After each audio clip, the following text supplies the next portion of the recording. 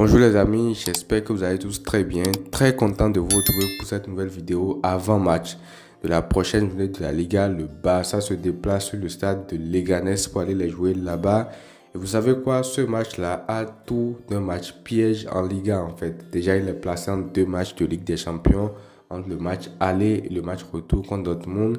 Et ensuite, c'est un match contre une équipe assez illisible qui est capable du meilleur comme du pire, qui joue le maintien, mais qui peut également faire très mal au go. Bref, ce sera un match assez compliqué. Donc, dans cette vidéo, on va parler de pas mal de choses, de l'objectif de ce match-là côté de Barça, de l'avantage ou des avantages de la large victoire contre Dortmund à l'aller. On va parler également de Leganés qui est bien évidemment notre adversaire du week-end. On va parler des clés du match et on va terminer par le traditionnel 11 idéal. Alors avant d'aller plus loin, n'hésitez pas à liker la vidéo, à vous abonner si ce n'est pas encore fait, c'est gratuit et ça me soutient tout simplement. Sans plus tarder, on va commencer tout de suite par l'objectif du match qui est tout simplement la victoire et les 3 points jusqu'au Classico. Je le dis et je le répète à chaque avant-match en Liga, mais c'est vraiment ce qu'il faut faire. Il faut tenir, il faut attendre de prendre les 3 points jusqu'au Classico. Alors le week-end dernier, bien évidemment, on a loupé le coche d'enterrer définitivement la Liga parce que le Real Madrid avait perdu face à Valence et derrière nous on a fait un match nul, ce qui veut dire que ça a toujours atténué le poids de la défaite qu'ils avaient eu. Je pense que si on avait gagné ce week-end-là, aujourd'hui la Liga serait définitivement pliée. Du coup, jusqu'à l'heure où je vous parle, ce n'est pas encore fait. On doit continuer à gagner tout simplement, surtout que actuellement le Real Madrid n'est pas dans une bonne phase. Là, ils ont perdu 3-0 il y a quelques jours contre Arsenal en Ligue des Champions. Ils sont susceptibles de perdre des points. Du coup, ce sera au Barça de toujours pouvoir gagner, de toujours pouvoir profiter éventuellement d'un faux pas du Real Madrid. Mais pas de faux pas côté Barça, sinon on pourrait relancer toute la Liga en fait. Maintenant, parlons des avantages de la large victoire contre Dortmund à l'aller comme ça, parce que cette victoire-là, 4-0 va nous permettre de faire pas mal de choses. Déjà, premièrement, elle va permettre à Hansi Flick de pouvoir faire des rotations assez intelligentes sur les 2 prochains matchs.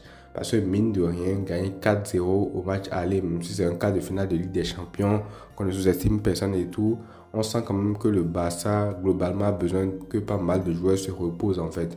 Du coup, le fait de gagner 4-0 comme ça te donne le choix de pouvoir faire des rotations assez intelligentes sur les 2 prochains matchs. Là, on a un match contre Leganés en Liga qui reste un match piège. Là, on va en reparler plus tard quand on va parler de Leganés et tout. Et également, on a le match retour contre Dortmund la semaine prochaine. Et avec un score qui aurait été serré au match aller, peut-être un 2-1, un 2-0, un truc comme ça, on aurait joué ce samedi en Liga tout en ayant encore en tête le match retour contre Dortmund parce que forcément, on allait se dire qu'on n'a pas encore fait le taf et tout. Mais avec le 4-0, tout change en fait parce que ce samedi, on pourra peut-être faire reposer quelques joueurs par-ci, par-là. Je pense notamment à Jules Koundé, par exemple, qui a enchaîné déjà 101 matchs avec le Barça et l'équipe de France.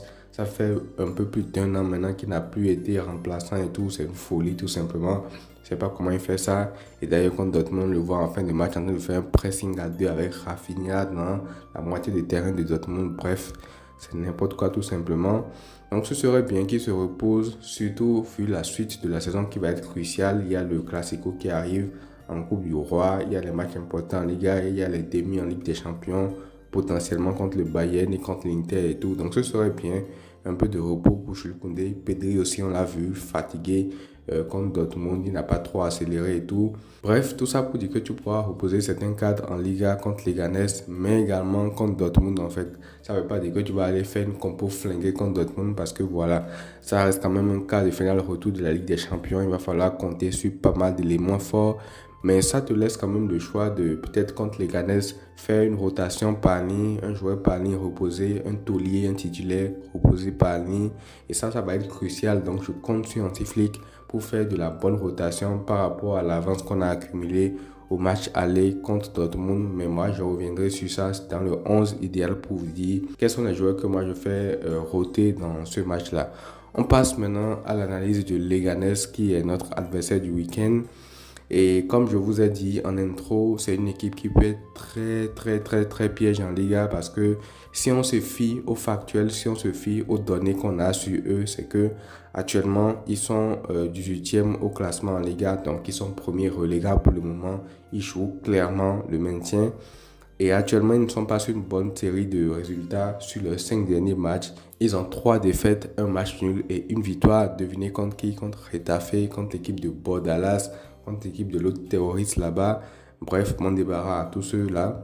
Et avec tout ce que je viens de dire, on pourrait se dire ça va être facile, ce sera un match très simple pour le Barça. Là, ils jouent le maintien, ils ne sont pas sur une bonne série et tout est ouvert pour le Barça. Sauf que non, parce que c'est une équipe piège, parce que on ne peut pas s'arrêter aux informations sur le papier concernant ce genre d'équipe-là. Et rappelez-vous déjà, ils nous ont battu au match aller au Montjuic à domicile. 1-0 en ayant ouvert le score très très tôt.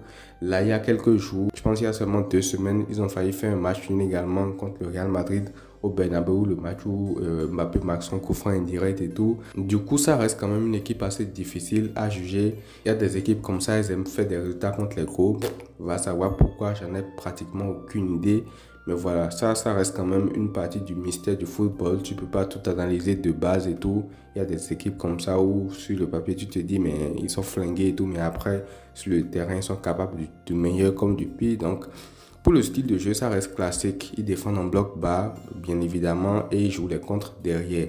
Et une chose est sûre, il faut se méfier d'eux parce que la victoire est impérative pour le Barça. Comme je l'ai dit, il faut gagner jusqu'au Classico. Et c'est pour ça également que je parlais de rotation intelligente tout à l'heure. On peut faire tourner, mais pas trop parce que ça reste un match piège, ça reste un match où il faut forcément gagner. Et vu qu'on a acquis quasiment la qualification contre Dortmund, on pourra mesurer également le degré de turnover. Maintenant, pour les clés du match côté Barça, ça reste des trucs assez classiques contre un bloc bas. Déjà, l'entame de match va être très importante parce qu'il ne va pas falloir encaisser bêtement lors de l'entame de match. Ils vous souviennent, même au match aller, ils avaient marqué à la 4e minute. Après, ils ont défendu comme des porcs et le Barça n'a pas pu trouver les solutions entre les lignes et tout. Du coup, une équipe comme les Leganés qui joue le maintien et qui est à domicile, qui ouvre le score très tôt, ça peut être très grave. Il n'y a rien de plus craignos que ça en termes de situation en fait. Donc, il faut totalement éviter ça. Ensuite, bien évidemment, contre un bloc bas, vous le savez, il faut mettre de l'intensité dans les mouvements et dans la circulation du ballon pour perforer le bloc bas là, pour trouver des solutions dans les petits espaces et tout, ou alors exploiter les côtés avec la percussion de Lamine Yamal, un truc comme ça. Mais bref, il faut marquer très vite par rapport à ce genre d'équipe là pour pouvoir dérouler également derrière parce que c'est le genre d'équipe, plus ce match avance, plus ils sont à l'aise parce que plus eux se disent on peut faire un coup, on peut soit se contenter du match nul, mais sur un contre on ne sait jamais, on pourra peut-être marquer également le but du 1-0, faire un hold-up et tout. Contre ces équipes là, il faut marquer très tôt et pouvoir dérouler derrière parce que plus tu ne marques pas, plus tu es frustré et plus tu commences également à prendre les mauvaises décisions, à te précipiter et tout. Et c'est la recette parfaite pour perdre un match contre eux. Mais bon, moi j'ai confiance en ce Barça là. Je sais qu'on va les battre, je sais qu'on le fera. Et pour le 11 type, ce sera un 11 avec un peu de rotation sur chaque ligne. Déjà, Chesney au goal, ça, il n'y a pas de problème. En défense, moi je mettrai Jules Koundé sur le banc. Je mettrai Héctor Fort à sa place. Dans la charnière centrale, je ferai reposer Koubassi, je mettrai Araujo, je l'associerai à Inigo Martinez qui lui s'est reposé le week-end dernier en Liga.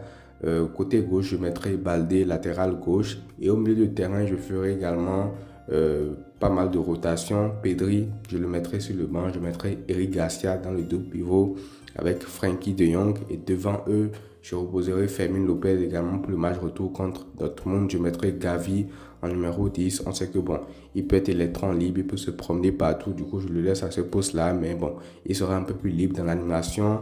Ensuite, en attaque, je mettrai Lamine Yamal. Je mettrai Ferran Torres en numéro 9. Je ferai reposer Lewandowski. Et je mettrai Rafinha dans son poste de faux ailier gauche.